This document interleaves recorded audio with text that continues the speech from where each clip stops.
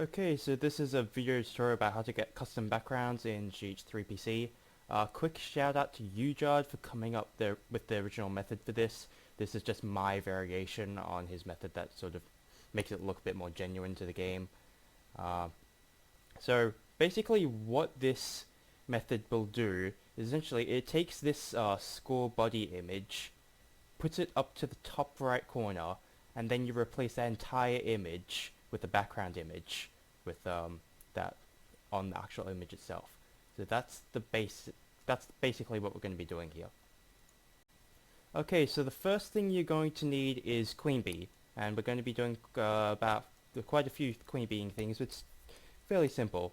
So navigate to your Guitar Hero folder, go data pack, then qb.pack or whatever language you play in. If you play in like Korean, you'd go qb.pack K or something.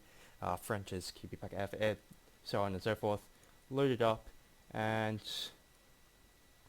we are going to be searching with the qb key search. So the first things we're going to be searching for is the off-screen score pause. So off-screen score pause, and we are editing the struct item floats SQ2, so that would be that one.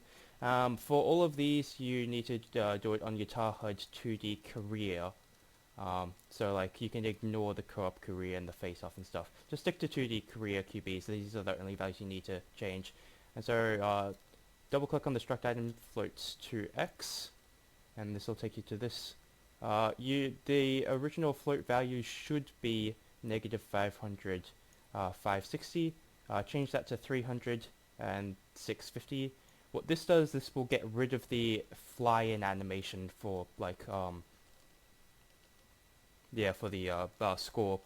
So like when the game first loads up, the fretboard comes up and the rock meter comes in, and so is the score. This will get rid of that because we're replacing the background image. You don't want that animation to play, otherwise the background image will have that animation. It'll just look freaking weird. So next thing is HUD score. Just type HUD score. We're going to be doing quite a few things here. So first thing is HUD score body. Double click on this. It'll take you to this. And what you need to change here is change this position off value to negative 300, negative 650. This will put it equivalent to 0, 0 because the global score position is 300 and 650. The next thing you need to change is change this Zoff value. This is essentially what GH3 uses for its image layering. Change that to 0, so it's essentially on layer 0. Next thing we need to change is HUD score nixies. So nixies, where the nixies? Here are the nixies. So again, HUD 2D Korea.qb. What the nixies are, these are just the multiplier images.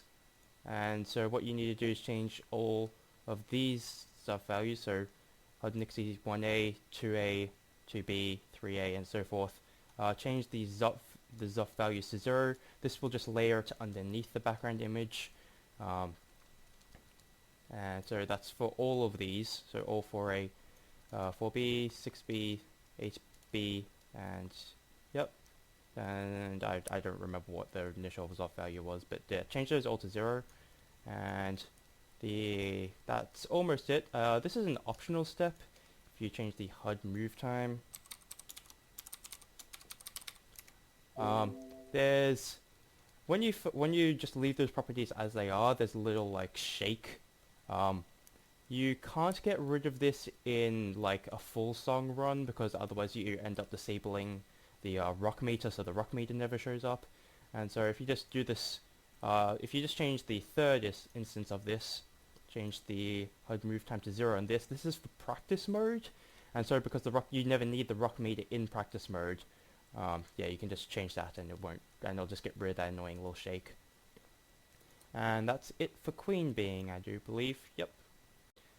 Okay, so the next thing we want to do is we want to create our background image, and this is an important step. You cannot just throw any old image in there. It needs to be a specific size. However, before that, what we want to do is we want to extract the original score body image. So go into GHTCP, go Texture Explorer, Data, Zones, GlobalPack.zen, and find HUD score body. Double click on that. It'll come up. It'll come up with this image. I've already replaced mine, so that's obviously not going to be there. So just go extract, save the image to wherever you want. Leave it as the default file type. This will save it as a .dds. This is fine. If you save it as a .png, it screws up the transparency settings. I don't know why. And then if you try to throw the DDS back into GHTCP, that also screws up the transparency settings. So what you would need to do is extract it as a .dds, convert it into a PNG, and then put it back in. I don't know why. It's weird. But once you've got that image, then you need to decide on whatever background image you want to use. So just for demonstration purposes, I'm using this image. And so I'm using paint.net. This is free. I highly suggest you use it. Just for the purposes, it just makes things a lot smoother. So what we need to do is go resize, and this is important. It needs to be a specific size of 1950 by 1024 pixels. The game will crash if you do anything higher than this. I've not tested lower because you want full screen, so there's no point in doing anything lower. But yeah, don't go higher, the game will crash. And so once you've done that, you want to get this image, create a new layer, then paste that image over to here. And so now at this point, go and save your project file. This will save it as a .pdn. If you want this, you do need to save it like this because it will make swapping backgrounds a lot easier the next time around.